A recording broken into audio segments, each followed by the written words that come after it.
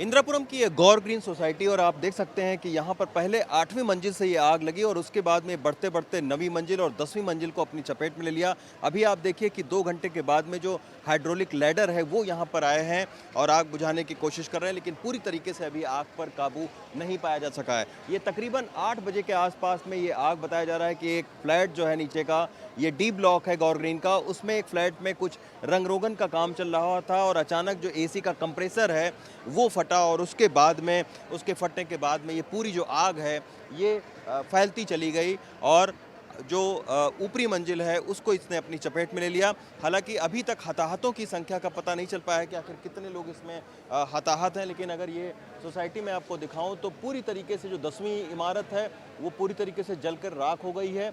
उसके नीचे की जो आप इमारत देख सकते हैं, 9वीं इमारत, वो पूरी तरीके से जल चुकी है।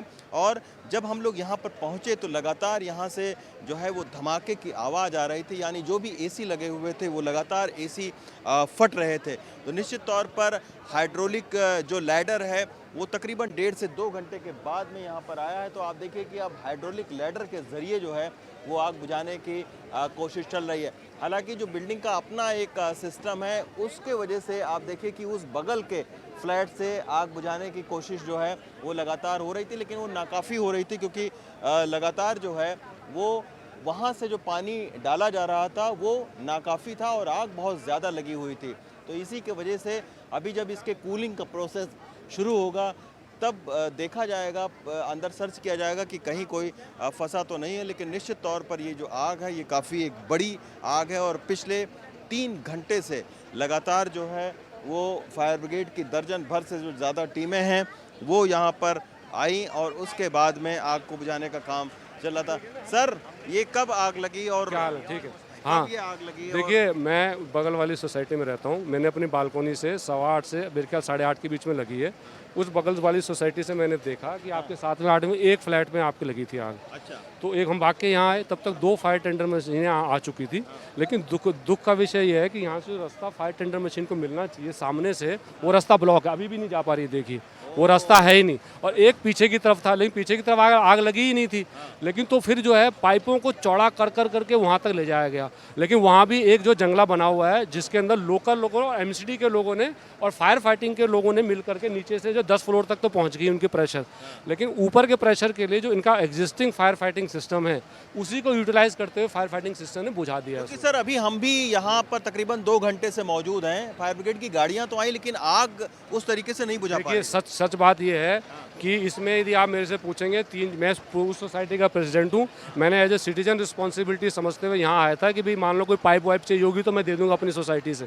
यहाँ फायर टेंडर मशीन थी, इसमें 2 प्रॉब्लम है। एक तो रास्ता नहीं है और यदि रास्ता होता भी तो भी आपके जो है आपका फायर वहाँ तक नहीं जाता, उनका प्रेशर नहीं है। और आपके ये देखिए, ये आपकी क्रेन आ रखी है और ये आए हुए इसको 20 मिनट हो चुके हैं, फायर अभी तक उनका प्रोग्राम ही चल रहा है अभी तक। हाइड्रोलिक लैडर आया, इसके लिए मैंने 9:05 पे 112 पे फ़ोन किया था कि कम से कम यहाँ पे जो है 10 टेंडर मशीन चाहिए और एक जो है आपका सीडी चाहिए, कॉल रिकॉर्ड मजबूत होगा। उसके बाद फायर फाइटिंग आई है, ये अभी मेरे ख्याल 20 मिनट से आई है, लेकिन अभी तक रास्ता उसको नहीं मिला है और वो अभी तक फायर वहाँ पे नहीं दे पाए। अच्छा, किसी के फंसे होने की तो खबर नहीं अभी फंसी होने की हमें कोई जानकारी नहीं है क्योंकि अभी प्रोसेस में ही चल रहा है। सिर्फ एक जो है यहाँ से इवैक्यूएशन हुआ है, दैट इज़ वो कैजुअलिटी नहीं है, वो पेशेंट है यहाँ के।